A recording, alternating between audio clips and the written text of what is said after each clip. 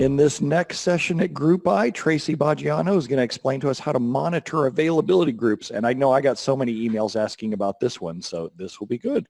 Take it away, Tracy. Better be. All right. I hope so. All right. Like Brent said, we'll be talking about monitoring availability groups. I'm Tracy Boggiano. I've worked on SQL Server for over 15 years. I normally, when I do this presentation in person, will tell everybody, yes, I know I don't look that old. Thank you. Currently, I'm certified on the MCSE as a data platform. I have other hobbies besides SQL Server. It doesn't seem like it these days, but I do like to run. I also volunteer with foster children. I'm their advocate in court. If you're in North Carolina, the link's there for volunteer for GAL, or nationwide in the U.S., CASA for Children. If anybody's interested in those programs, please hit me up after the session. I'd love to talk someone into volunteering their time for that. Enough of the non-SQL stuff. I'm currently a DBA at Channel Advisor in North Carolina, and there's my contact information. If you need it, that'll be at the end as well. So what we're going to do is we're going to do a short introduction, then we'll talk about what we want to monitor, and then we'll talk about all the different things we can monitor, how we can go about monitoring availability of groups, including the SSMS Dashboard, our regular SQL Server agent alerts, using the DMVs, using perf line counters, using extended events, and using wait stats. So what are availability groups? Well, it's the newest, greatest thing that Microsoft has given us for high availability and DR. It's really database mirroring on steroids, because you can take all your databases and group them together and fail them over. In database mirroring, the databases were one at a time failovers, and they didn't come over as a group. So if you had databases that depended on each other, one could fail over and the other ones could stay behind. Now they can all come over together and everything stay consistent. They have the same ways to synchronize, synchronous or asynchronous. Most of the time your asynchronous is used when you're trying to do DR, and your synchronous is used more for your high availability scenarios. You can have multiple replicas, so you can have up to 8 replicas in 2016.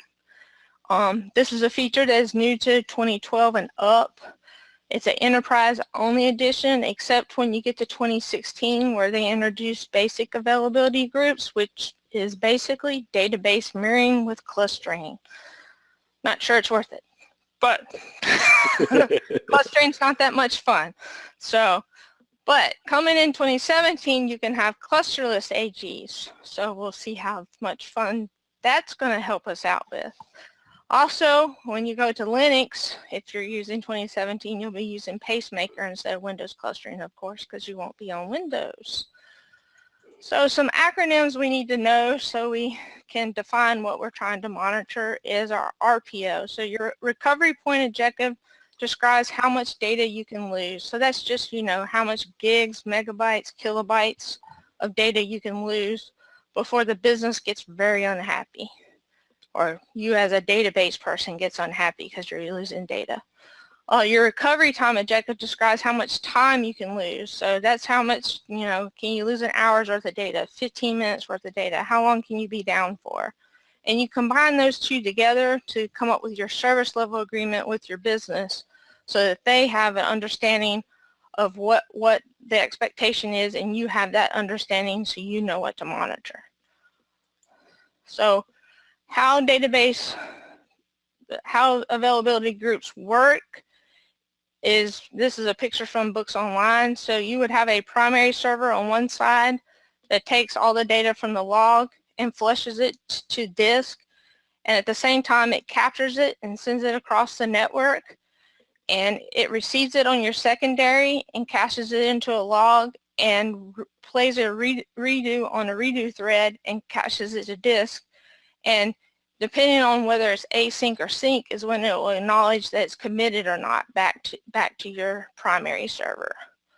So those are the things you'll be monitoring, is when things are received and how long it takes to redo, and whether it's even sending the data.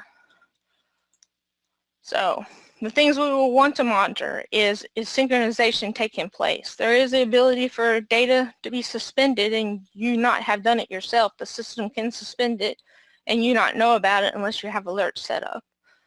We're going to be monitoring your RPO. How far behind is your replica? The RTO. How long will it take to catch up if it's behind? And whether it's available for automatic failover or not. Because if you have it in synchronous mode, you can set it up for automatic failover. And if your RPO and your RTO are far out, then it's not ready for automatic failover, and you could be outside of your SLAs with the business. So one of the first things you're going to be checking out is your send queue. And this queue keeps track of all the blocks that are being sent to each secondary. Now each replica keeps and maintains the view of the queue. So if that replica has to be up and online in order for it to know that there's blocks that needs to be sent over. This data is what is at risk of being lost if your primary goes down. So it can grow due to any number of different things. You know, the secondary not being reachable, the data movement being suspended, you can have network latency or just a large amount of data changing, such as we were discussing earlier with index rebuilds or ETL processes loading large amounts of data. Things like that. They can kill your availability groups in a heartbeat. Then your redo queue. This queue keeps up with the blocks of data that has been received but has not actually been applied yet. And each replica has its own queue of this. On failover, this is what the queue must be in order to be processed. So if this is blown up because you did an index rebuild, you've got to wait for all of this to be applied before that database is available for anybody to look at it. So it can grow due to the same things as before, and also just because of resources.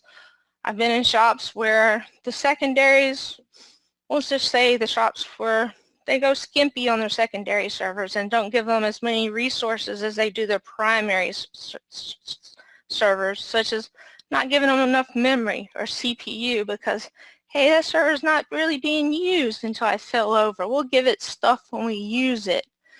And then that server becomes behind. So you got to watch out for those things. I would always spec the servers the same so they can keep up with each other, but some companies do not do it that way.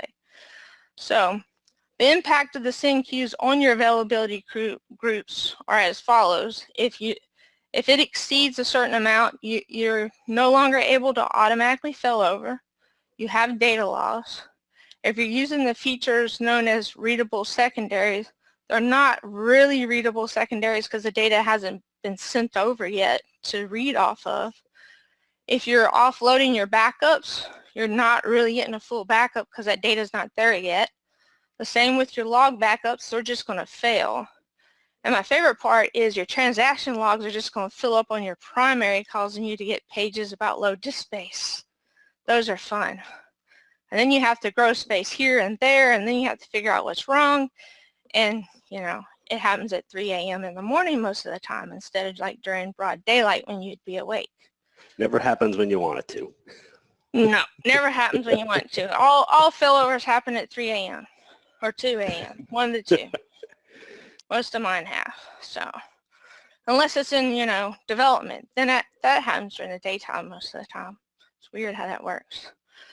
But your redo queue, you have most of the same effects on your redo queue, have the same effects on your impact on your availability. If it can't keep up, the secondary can't keep up, then when you go to failover, it's delayed because it's got to replay that redo queue. So if it's got an hour's worth of index rebuilds to replay because you didn't give it enough memory or CPU to keep up, then you got to wait an hour before that database is available.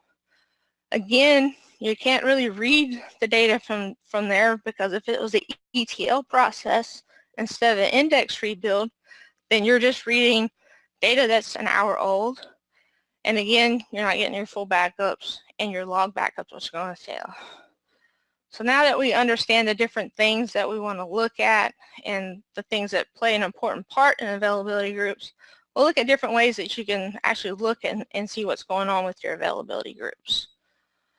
So the first and least favorite way is the SSMS AG Dashboard. It's my least favorite way because you got to go onto each server to look at it. It's nice and pretty though, so I give Microsoft credit for that. But it does show you the status of your cluster. It shows the stats for each node, which are customizable. You can actually pick different columns for each one. It'll list every database and show you different stats for each one. And by default, that view refreshes every 30 seconds, and there's actually a way to change that. And even in that screen, you can actually initiate a failover. You don't actually have to know the commands to do it. You can just hit a button and run through the wizard. So we'll take a quick look at what the dashboard looks like and how you can add columns to it.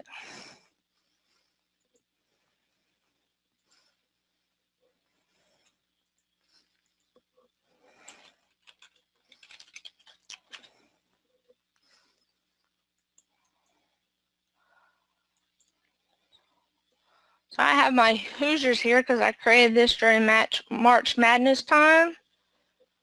And you know, the Hoosiers were #1 in NIT and not in a tournament.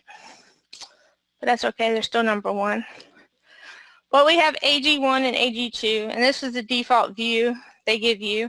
And it doesn't really tell you much. So if something was, in my situation right now, everything looks good. We've got a healthy AG, we've got a normal quorum, and we've got a couple of databases in the AG. Over here on the right-hand side, you can actually add columns such as your estimated recovery time, or your synchronization performance, or your estimated data lost.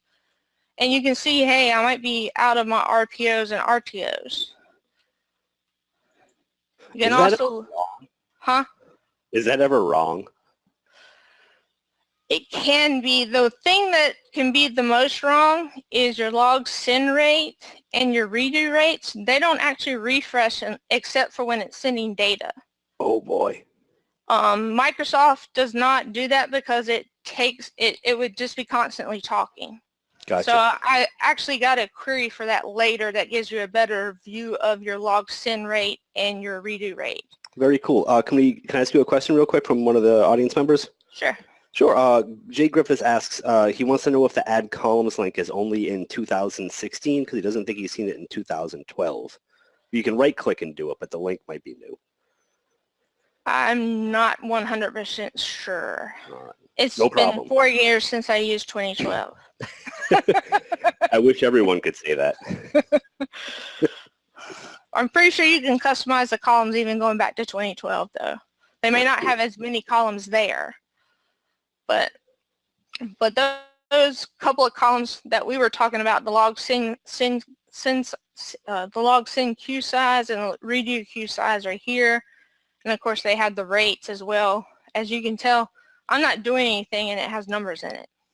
And those are the numbers that Microsoft doesn't update constantly because it would just constantly be communicating back and forth and causing extra network traffic. So I've actually talked to the rep on the programmer on the team for that, and they told me that they're not updating those constantly. So there's a better way to get those particular numbers. And you're generally not going to monitor this way because this is just one machine. And how many of us have one AG? Hopefully not many. Oh, you know, you're usually going to have more than one. I have exactly one. Oh. Well, you can stick it looking at this view then. No. For us people with 100 and some servers in production with maybe, you know, 100 and some AGs, you know, we might want a different way to look at stuff. So we'll take a look at looking at multiple servers. There's another way you can actually customize the dashboard too as well. So if you use SQL policies at all, you can actually set up your RPOs and your RTOs as policies, and it will change those green arrows that are on the side to red arrows if you're outside of your RPOs and your RTOs based on your customized policies. So let's go over how to set up policies in SQL Server. Bring back up my VirtualBox.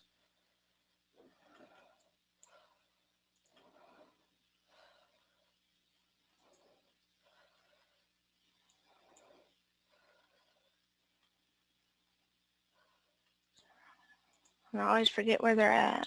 Management. Always click like server objects first. They're always hiding. They're always hiding. So the first thing you want to set up is a condition for, is it the primary server or not?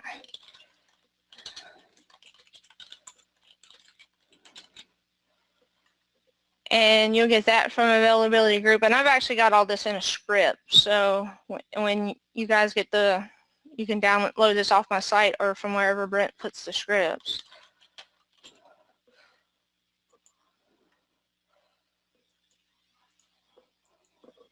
Yeah, we can put it up either with the GroupBy video if you want to send us a link to wherever you host it, or we can I think host it locally if you want. Whatever works best for you.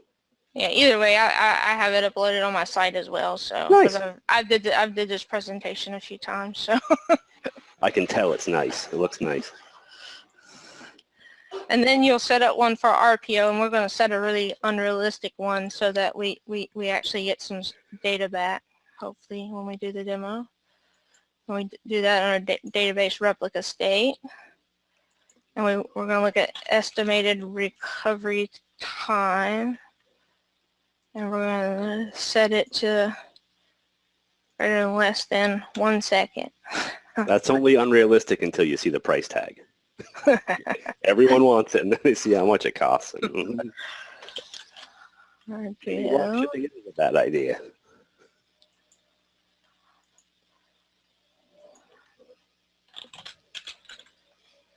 Data lost.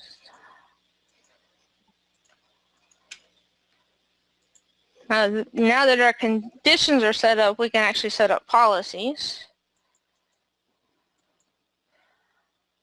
And they have to be named a certain way in order to work. So I've pre-copied that over to the side so that we can find them easier.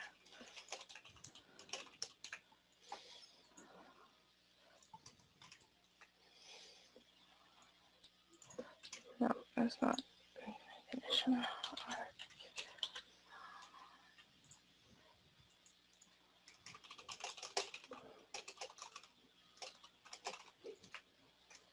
Don't need a field there.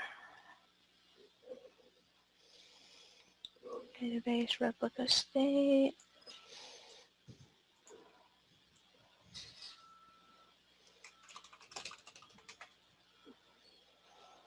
I'm not seeing the is primary that I just set up.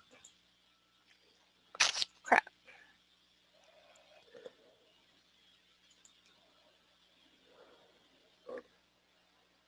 Well, it looks like it's there.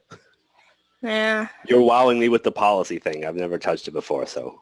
I'm going to cheat and use the scripts. Go ahead. You know what? Use the scripts anyway, because everyone's going to use them.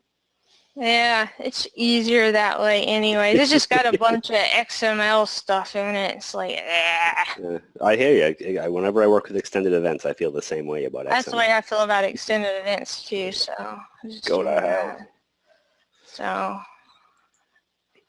So it's set up reset up our conditions we already set up, and we need to enable this one. And I want it to run as fast as possible every 10 seconds. Ooh, I wish I had that button for queries. No, that's my name for it, as fast as possible. I put everybody else's on 30 minutes so their thing doesn't run as fast as possible. But now we have custom RTOs. So when you go under Tools and Options in your Studio Manager, there's an Always On option, and you can enable your Always On policy. And this is also where you can tell the dashboard to update more than every 30 seconds. So we will need that for our demo, because otherwise we're going to not see much of anything happen. So we set up our policies. We're going to let the dashboard update every second. And we're going to go back and look at our dashboard, and we're going to run a script that Jonathan Cahias wrote that adds a lot of data to EventureWorks. See, it just makes it really big. He wrote it. You can download it from his site. And what I've done on my second AG is I only gave it 256 megs of memory. So that's just cool. so that we can see numbers over here. And I'm hoping this will turn red. So sometimes it turns red, sometimes it doesn't. So, but we can see our numbers turning over to the side.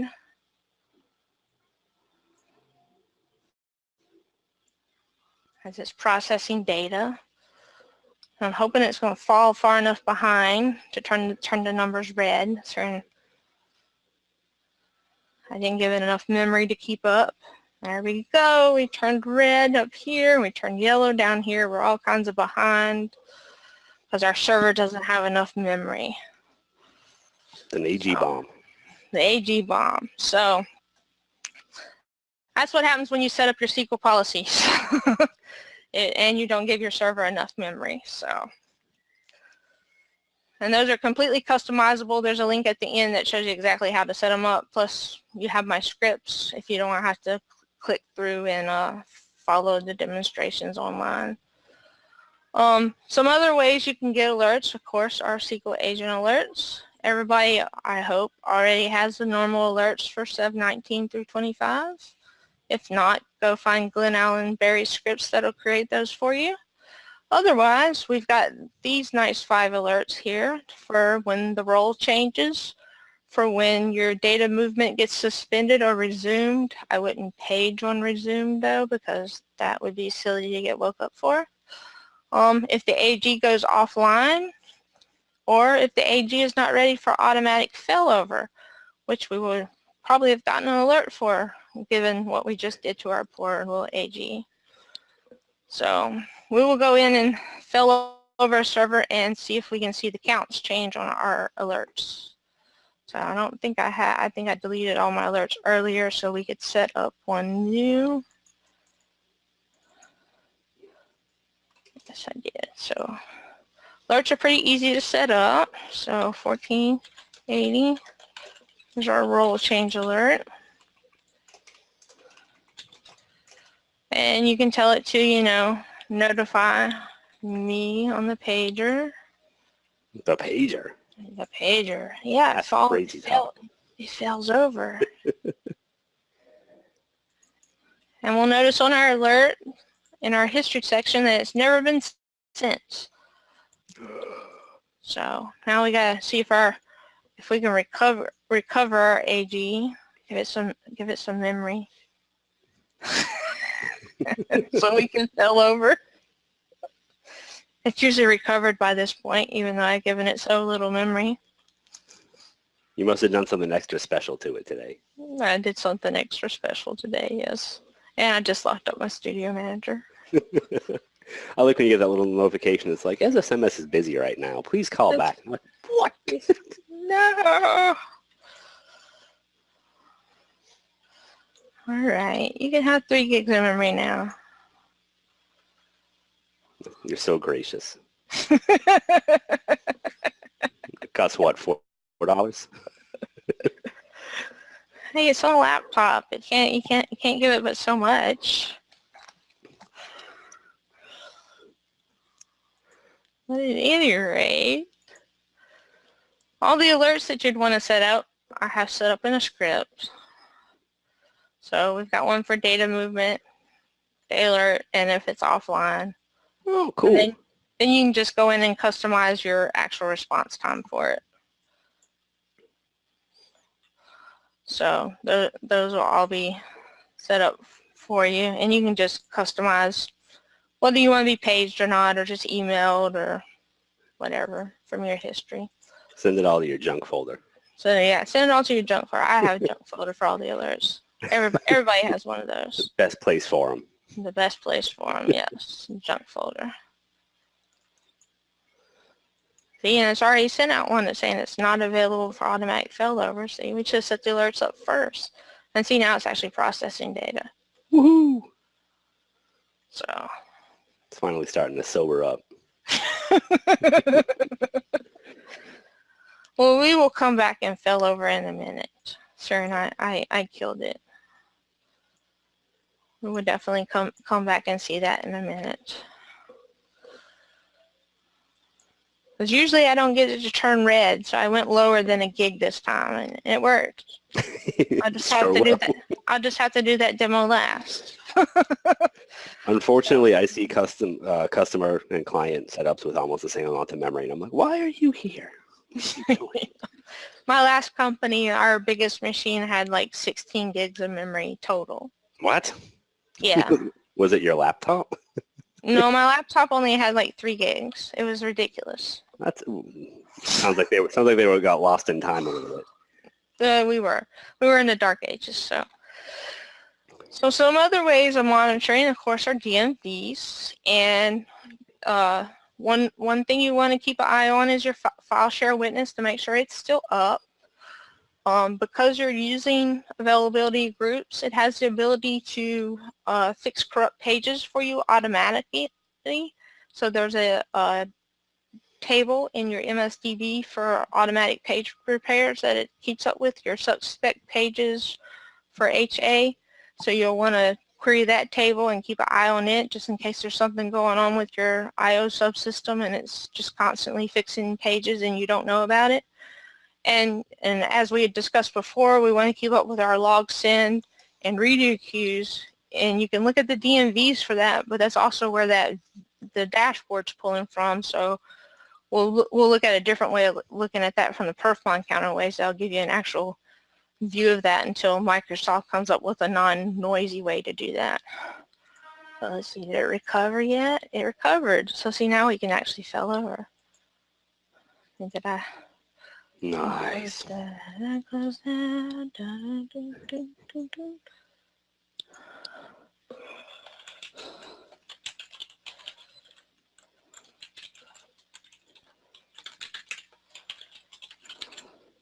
Yes, I typed in a demo. I don't think anyone, you got it right, so I don't think anyone will hold it against you.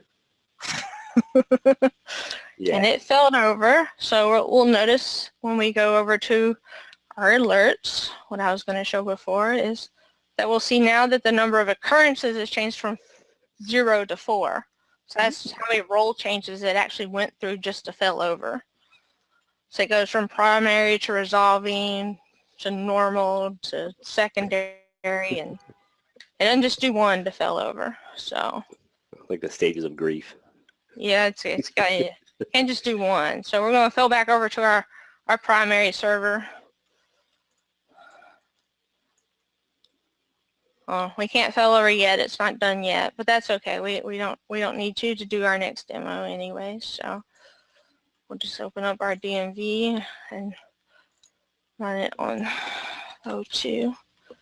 So there is a HAR cluster members that you can look at the type for file share witness and actually check on your file share witness to make sure it's up.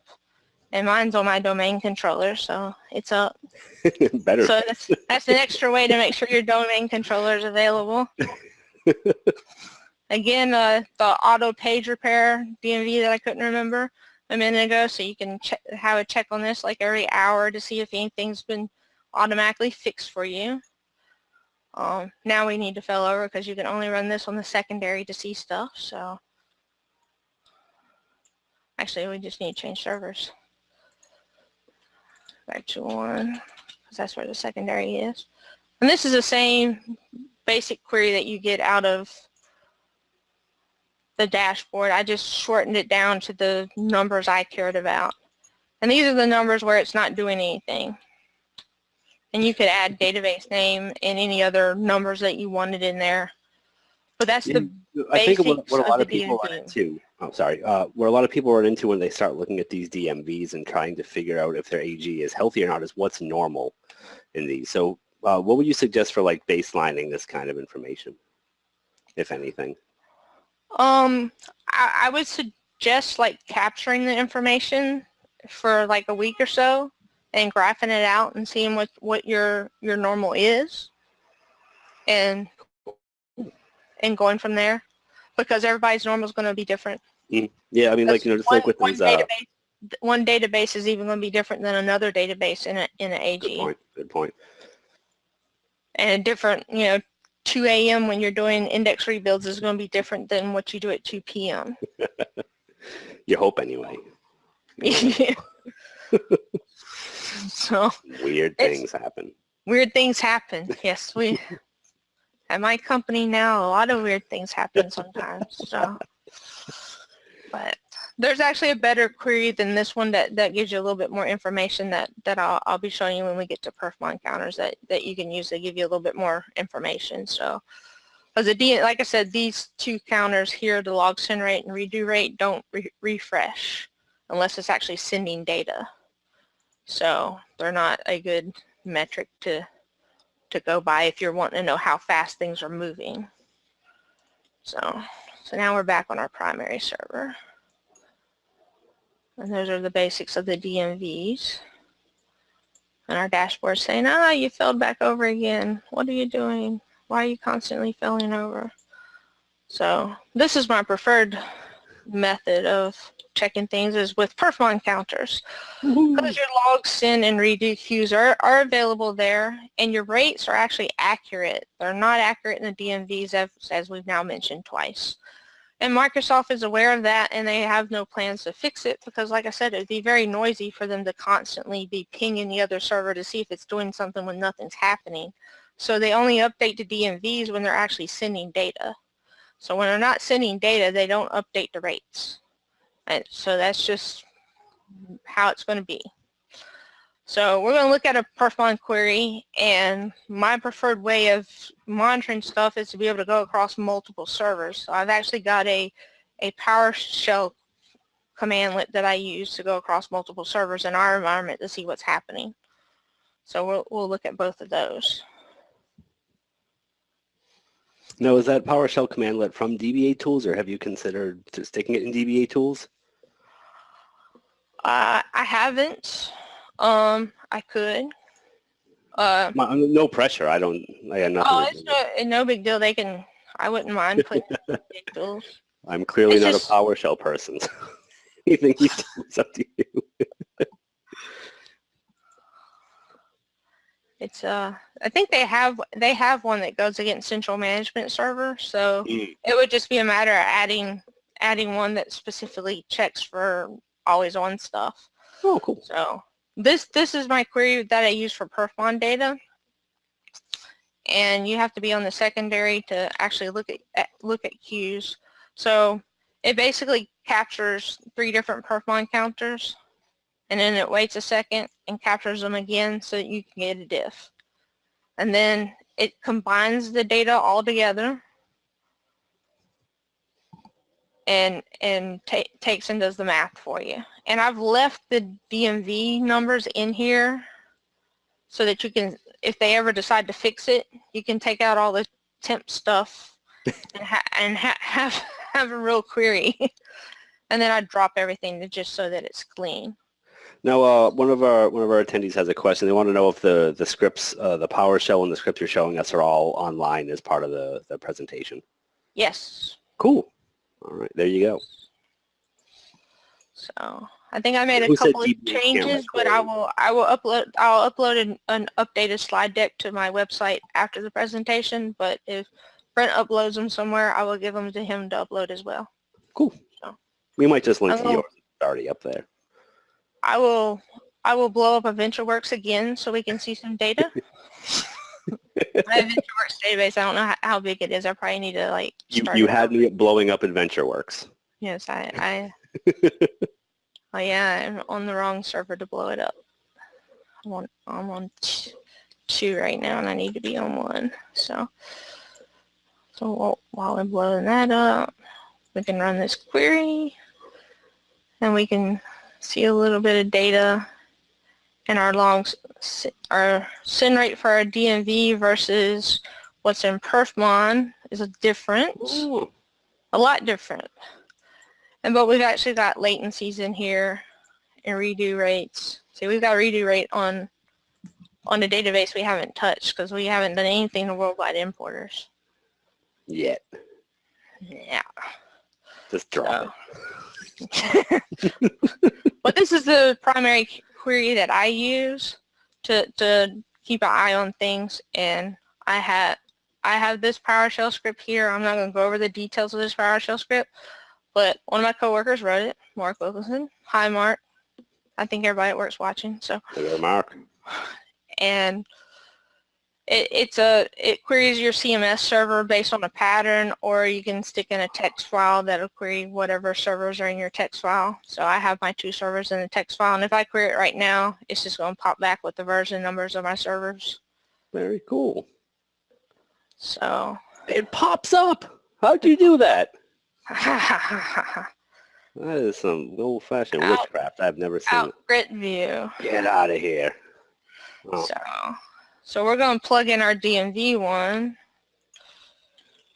So you can just basically plug in any query into here and query any server you want for anything. Anything? Anything, any query. So if I wanted to run DBCC write page across all my databases. You could do that. Dangerous weapon you crafted there, man. But what I like about doing this rather than doing it in using SMS and stuff is now you can change your where criteria here if you wanted to. Look at that. And you can sort. No, this is the kind of stuff that makes me like PowerShell. Everything else makes me hate it. I see this and I'm like, oh, cool, useful.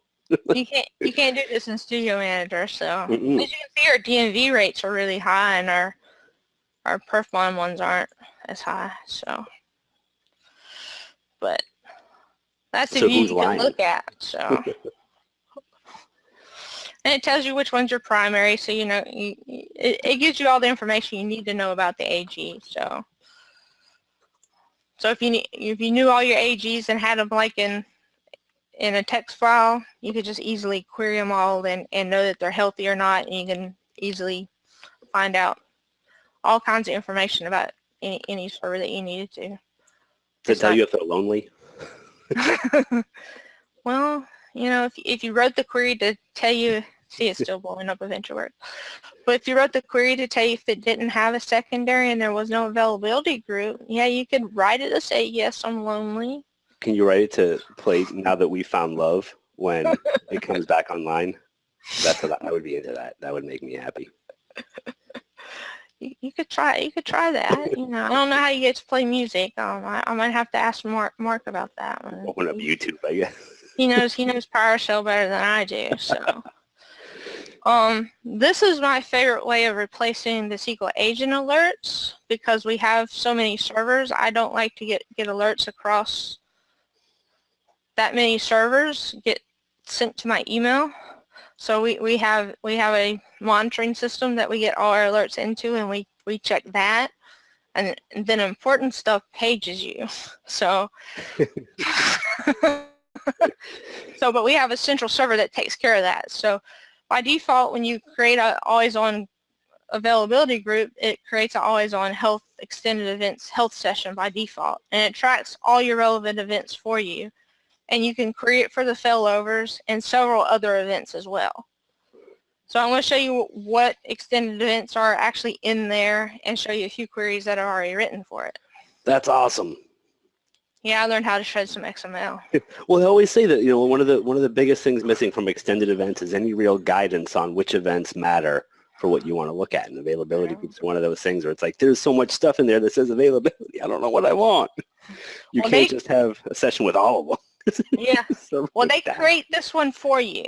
There's one I recommend. There's one I recommend, and this is the one they create by default. So they've got a few events up here, like when the replica state changes, the lease expires is when it can't connect to the other server, I think for 30 seconds or 10 seconds, one of the two. If DDL happens, so like if someone like removes a database or something like that, it'll record an event for that. And then they have a whole slew of error numbers. And you'll find it kind of funny that they have these numbers in here. They have nothing to do with availability groups. Everybody knows 823 and 824 and 8. But not 825. Yeah, they don't have that one in there. So, and it records automatically for you. And one of the things I recommend you do is actually drop it and just go ahead and get all your severity 19 ones in there. And I didn't add 825, but go ahead and add your 825 in there. And then query all your servers from your management system from there and get all your alerts from one place. Very cool. So, but that's by default what's in the Always On Health session. It's got a number of alerts that have nothing to do with Always On that you would not normally set up, that it tracks behind the scenes. So we're going to go query out some of the ones that we did set up as alerts, because we shredded some XML. So we're still connected to AG1, yes. So this first one is that 1480 message that just tells you the role change from primary to secondary. So we're going to say every time it changed to primary, we want to know it failed over to primary. So this is going to tell you that one time that I failed back. And all I'm doing up at the top is getting every target for Always On and reading it in. And then I'm reading the previous state, current state, replica name, and the group name, and the time for it. And then this is just more fun XML stuff. And this is the particular event we're looking at. So I did the XML shredding for you. And I can't click and highlight very well because it's big on the screen so everybody can see it.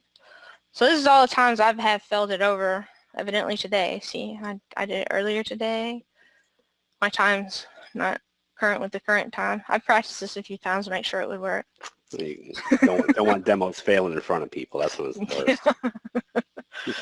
So, and then if you want to query out your error numbers and your error messages that we customized and put in there, we've got the same thing. We've got our timestamp. This time we pull out our error number and our severity and what the message actually is. And we're looking for the object error report instead of looking for that other event. And we can see every error that's occurred on my system today. That's important. Nice.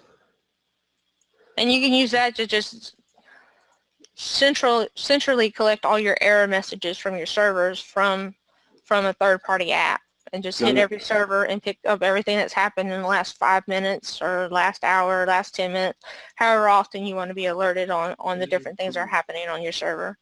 Can I ask you a quick question? Yeah.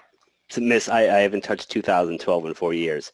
2016, direct seeding. Do you touch any of the direct seeding errors, issues that go in there, or have you not messed with that yet? I've messed with the direct seeding, but I do not touch the errors in this presentation. That's fair, because it's a whole... Yeah, because this presentation takes an hour to do, usually with questions, so... Yeah, not a lot of questions so far, which means you're doing a good job. Which means we might finish early, but... That's all right. That means you get to start drinking early. That's okay, but...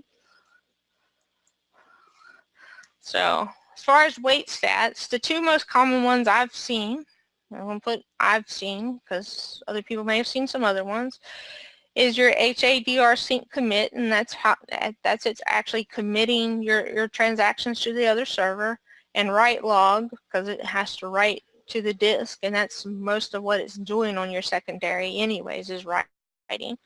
So if those two are popping up really high, then you may need to take a look at some performance stats on your server and see what's going on. You may not have enough memory. Sometimes I've seen instances where your secondary needs more memory and more CPU than your primary to keep up. That sounds brutal.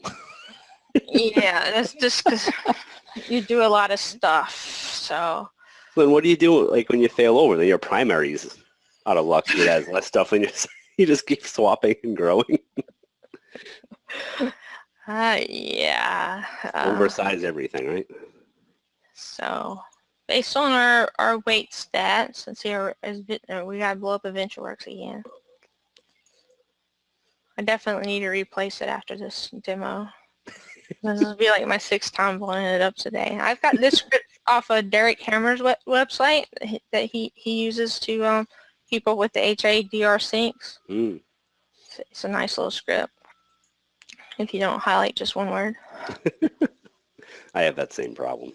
But it actually just tells you how much the sync lag is in milliseconds based on that wait type at the moment. So in milliseconds, that wait type is causing us 216 milliseconds of waits. But if we were to put our memory back down,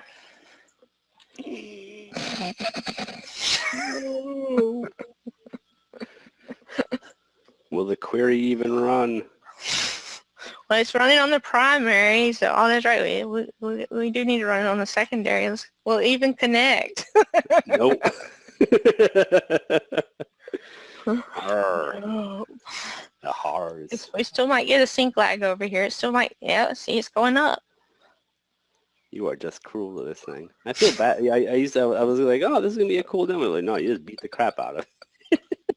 Thing's going to walk away crying.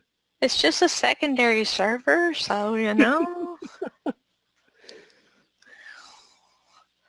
So, yeah. It'll come back eventually. Yeah, when it's ready. Depending on which server you run it on, it'll tell you the lag time on that particular server. It tells you the commit time when you're on the secondary, and it tells you the commit time when you're on what it is on the primary when you're on the primary. So but that's the only thing I have on wait stats there. But those are the two most common ones I've seen, and then we are ready for questions. All right. Anyone? Questions? Comments? Let's see. There's one over from WebEx from Caroline. When you are forcing your always on to fail due to memory, was there anything in SQL that tells you why it failed? No. Oh, what a stinker. That's where you kind of have to monitor your system and know your system the best. You're going to hopefully have something in place that's like monitoring your buffer pools and things like that, so that you can see that your buffer pool sank and you no longer had memory. Someone found a baby Ruth in the buffer pool. So wrong. So wrong. We should have taken a poll too to see how many folks are using AGs these days, because usually, I mean, like, we have over 200 people attending. That's a heck of a sign. AGs have really caught on. Yeah. Let's see. There is a question. Jay Griffith asks, redo queue is serial processing, right? How can I increase the redo rate? Will more memory help redo rate significantly? Well, redo rates and the memory, it's going to depend on how much threading it does on the other side on the machine. I would check on your CPU first, because and what version is, and it might depend on what version of SQL you're running, because they did a lot of improvements in 2016 on the redo rates and how it works, right? They did the parallel redo rates on 2016. So if you're running before 2016, I'd recommend upgrading to fix that. I would recommend that too, in a hurry. JD asks, JD wants to know if you can do this stuff when you're not SA on the instances. Like, what sort of privileges or permissions do you need to do this stuff you're doing? You need to view server state to check the DMVs. All right. Let's see. There are some questions from GoToMeeting as well, which is much smaller text, so I have to lean in. You have to lean in. Pardon any bald spot or bugs you see on my head.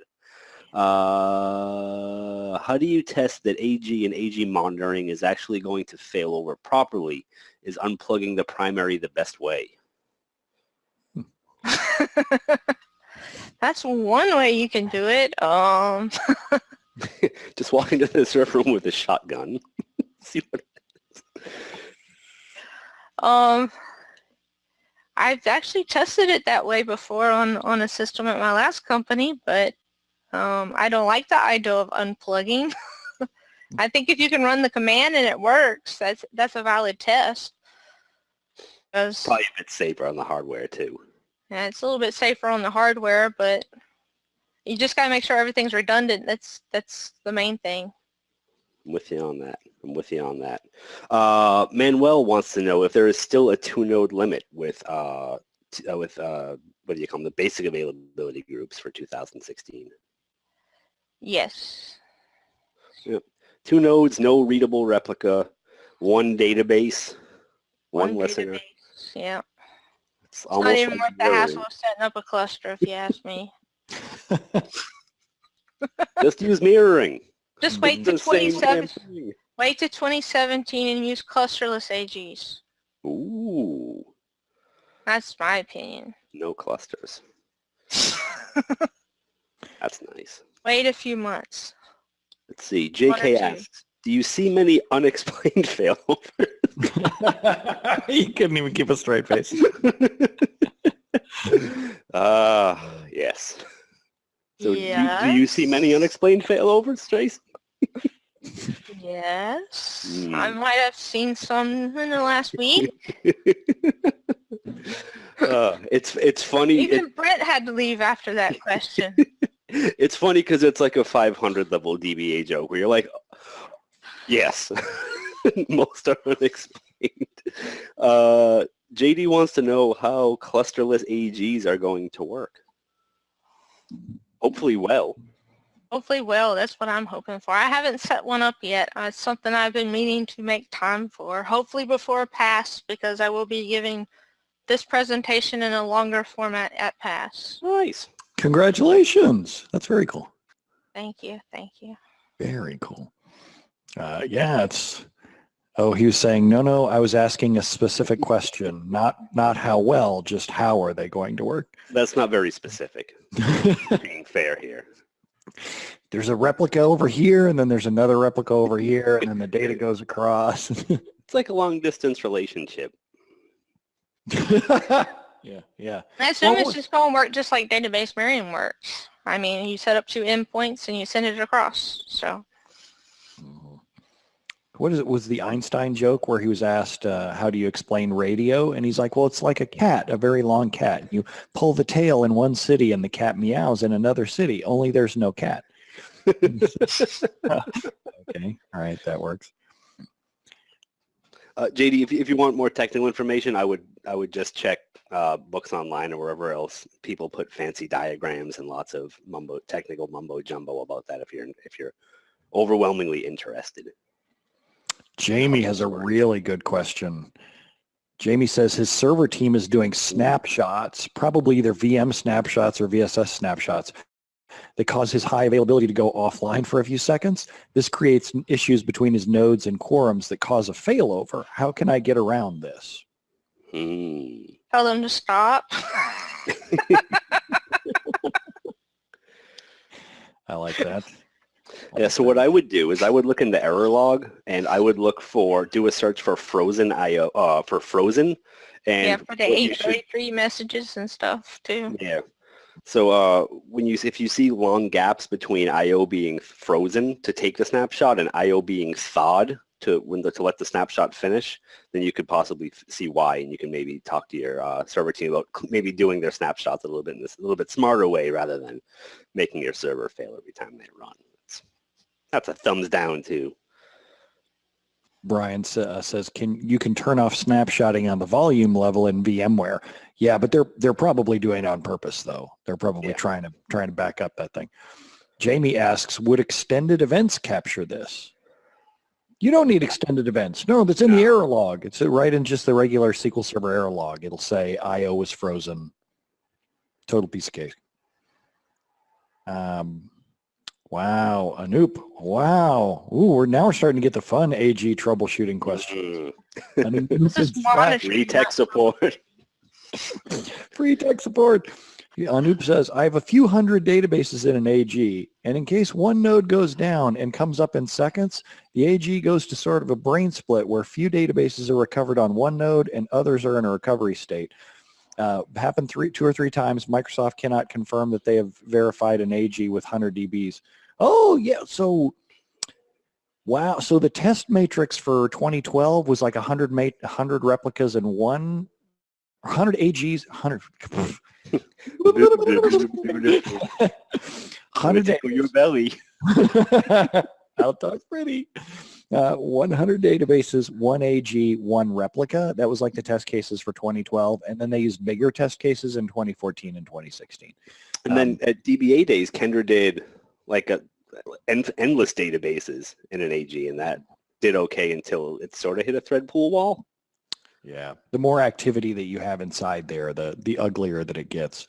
I don't know. I don't know that I would put a max number of, like, I get nervous at around 100 or 200 databases just because I'm like, how many of these are actually active at the same time? And how many replicas you have. But you can go higher than that. But when you say a few hundred databases, I'm already getting nervous. Yeah, what I would want to do is start checking my server for any poison weights, especially thread pool, because if you're keeping a whole bunch of databases synchronized, you know, you could be running into some awkwardness there. Anoop says thread pool. Yep. Yes. You got it. Yep, that's the one. He said he had exhausted his worker threads. Yep, you win. No availability group for you. Well, you'll want to pay much more closer attention to the metrics that Tracy is monitoring, because your AG will go south fast.